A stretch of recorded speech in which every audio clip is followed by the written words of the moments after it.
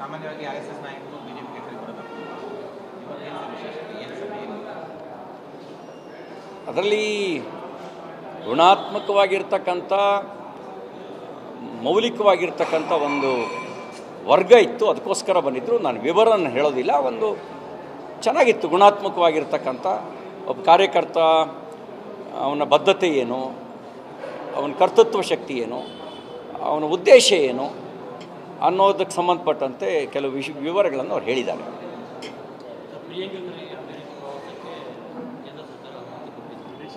ಅಲ್ರಿ, ನಮ್ಮ ಯಾವ ಹಿನ್ನೆಲೆ ಅಂತ ನನಗೆ ಗೊತ್ತಿಲ್ಲ.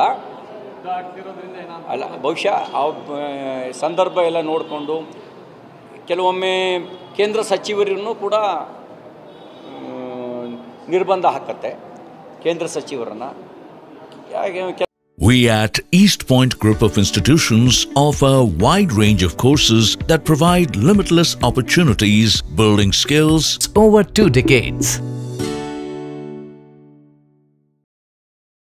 ಕೆಲವು ದೇಶಗಳಿಗೆ ಅಲ್ಲಿರುವಂಥ ಇನ್ಫಾರ್ಮೇಷನ್ ಆಧರಿಸಿ ಪರ್ಮನೆಂಟ್ ಬ್ಯಾನ್ ಅಲ್ಲ, ಟೆಂಪ್ರವರಿ ಒಂದು ರಿಸ್ಟ್ರಿಕ್ಷನ್ ಹಾಕಿರ್ತಾರೆ, ಒಂದು ತಾತ್ಕಾಲಿಕ. ಅದನ್ನು ನೆಗೆಟಿವ್ ಆಗಿ ಯೋಚನೆ ಮಾಡಬಾರ್ದು. ಈಗ ಜಾಗತಿಕವಾಗಿರುವಂಥ ಪರಿಸ್ಥಿತಿನ ಆಧರಿಸಿ, ಇಂಟೆಲಿಜೆನ್ಸ್ ರಿಪೋರ್ಟ್ ಆಧರಿಸಿ ಕೆಲವು ನಿರ್ಣಯವನ್ನು ತಗೊಂಡಿರುತ್ತೆ. ಯಾವ ಕಾರಣ ಏನು ಅಂತ ಗೊತ್ತಿಲ್ಲ. ಇದು ಸ್ವಾಭಾವಿಕವಾಗಿ ಆಗಿರೋದು. ಆಡಳಿತ ಪಕ್ಷಕ್ಕೂ ಆಗುತ್ತೆ, ವಿರೋಧ ಪಕ್ಷಕ್ಕೂ ಆಗುತ್ತೆ, ಎಲ್ರಿಗೂ ಆಗುತ್ತೆ. ಕೇಂದ್ರದ ಸಚಿವರನ್ನು ಕೆಲವು ಕಡೆ ಹೋಗಬಾರ್ದು ಅಂತ ಹೇಳುತ್ತೆ. ಸಾಮಾನ್ಯ ನಾಗರಿಕರನ್ನು ಕೂಡ ಕೆಲವು ಸಂದರ್ಭದಲ್ಲಿ ಭೇಟಿಯನ್ನು ನಿಯಂತ್ರಿಸಬೇಕು ಅಂಥೇಳಿ ಹೇಳುತ್ತೆ.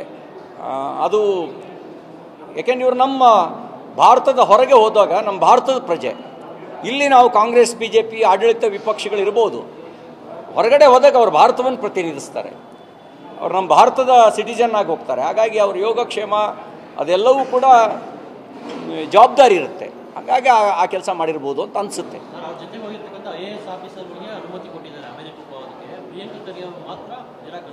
ಅಲ್ಲ, ನನಗೆ ಮಾಹಿತಿ ಇಲ್ಲ ಯಾಕೆ ಅಂಥೇಳಿ.